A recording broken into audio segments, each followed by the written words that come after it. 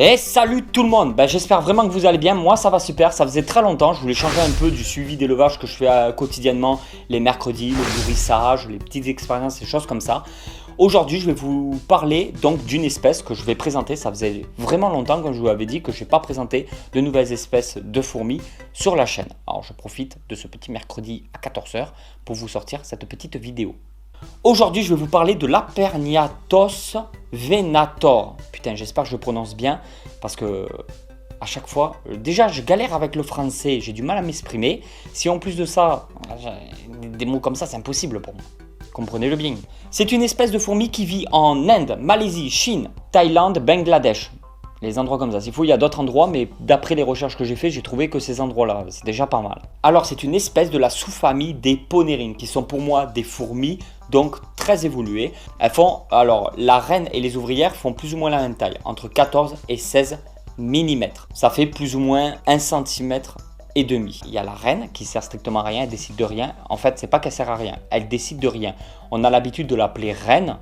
Son vrai nom c'est Gine, mais chez les fourmis la Gine ne contrôle rien à la colonie en fait, c'est juste une machine à pondre. Et bien chez cette espèce, quand la reine meurt, donc quand la Gine décède, il est possible qu'une ouvrière prenne sa place à condition qu'elle a bien été fécondée au préalable par un mâle sexué. C'est une fourmi qui est quand même assez évoluée parce qu'elle peut faire des sauts de 10 cm de haut, ça fait quand même quelque chose comme ça, à peu près 10 cm. Alors une fourmi qui saute de ça, c'est quand même badass. Parce que déjà, il y a très peu d'espèces de fourmis qui peuvent sauter. Mais alors sur une hauteur comme ça, c'est un truc de fou. C'est une fourmi aussi apparemment qui pourrait courir en marche arrière. Moi si je fais ça, vous me retrouvez à l'hôpital. Et elle a une excellente vision parce que là, énormément d'espèces de fourmis, surtout les fourmis de chez nous, ont pour la plupart une très mauvaise vue et elles se repèrent uniquement par phéromones.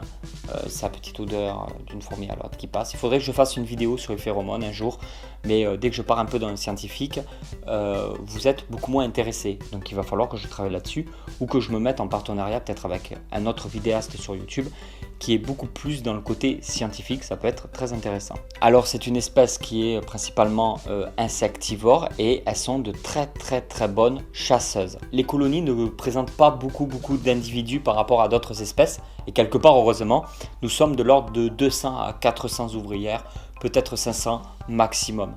C'est vraiment pas... Alors, pour ceux qui ne connaissent pas, waouh, 200, 400 ouvrières, c'est énorme. Mais en fait, pour des fourmis, c'est vraiment très peu. Pour vous donner une idée, c'est ça que j'aime bien chez les fourmis. C'est qu'à partir du moment qu'elles ont une capacité de défense, elles sont beaucoup moins nombreuses. Par exemple, les fédoles, ce sont des fourmis qui sont toutes petites. Je parle des fédoles en général, hein, que ce soit les fédoles nodales, les fédoles pallidula. Bon, les fédoles en général sont des fourmis quand même très petites, de l'ordre de 1 à 2 mm. Alors là, je vous parle d'une espèce qui fait entre 14 et 16 mm. Et après, je vous parle d'une espèce qui fait entre 1 et 2 mm. Vous avez vu la différence. Les fédoles ne sont pas venimeuses du tout. Elles ne peuvent pas piquer. Elles peuvent juste occasionner des petites morsures.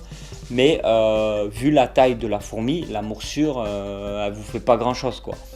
Par contre, ce qui va faire la différence, c'est que les fédoles, par exemple, elles ont un pouvoir de recrutement tout à fait explosif, il faut dire la vérité. Parce que ce qui se passe, c'est que quand on met un insecte, à partir du moment qu'une ouvrière a repéré l'insecte, elle va vite avertir ses copines. Il y a une explosion d'ouvrières qui va arriver d'un coup en fait pour charger l'insecte. Et ça va se jouer sur le nombre. C'est vraiment incroyable.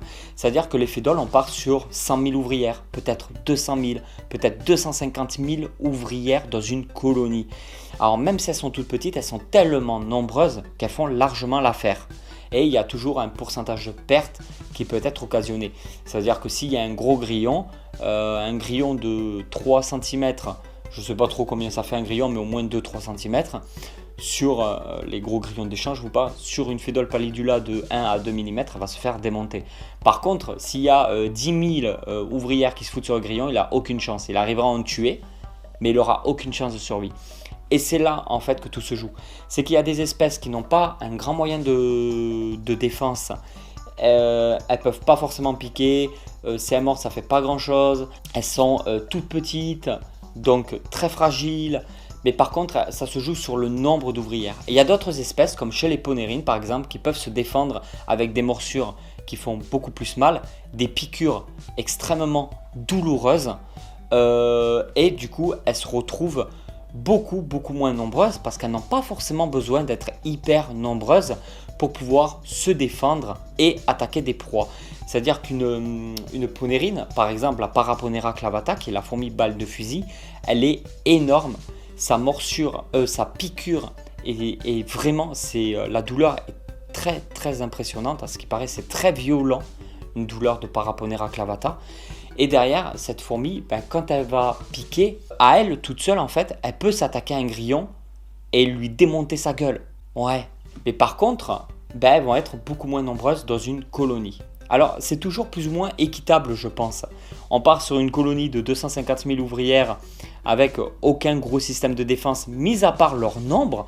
Et on part après sur une colonie de 500 ouvrières, mais armées quoi, jusqu'aux dents. C'est comme si, imaginez-vous dans une guerre, vous prenez 100 000 hommes à poil, sans rien, et d'un autre côté, vous prenez peut-être que 200 ou 300 hommes armés de fusils ou de pistolets en armure, etc. Vous commencez à comprendre un petit peu. Je pense que ça peut être plus ou moins équitable.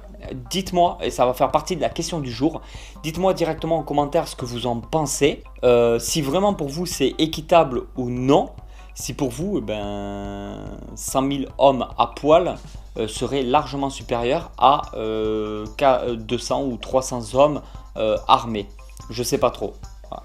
Mais pour moi, c'est plus ou moins équitable. En fait, c'est trop passionnant. Ces sujets-là que je vous raconte tout le temps. Là, je suis tout seul, chez moi, en train de me filmer.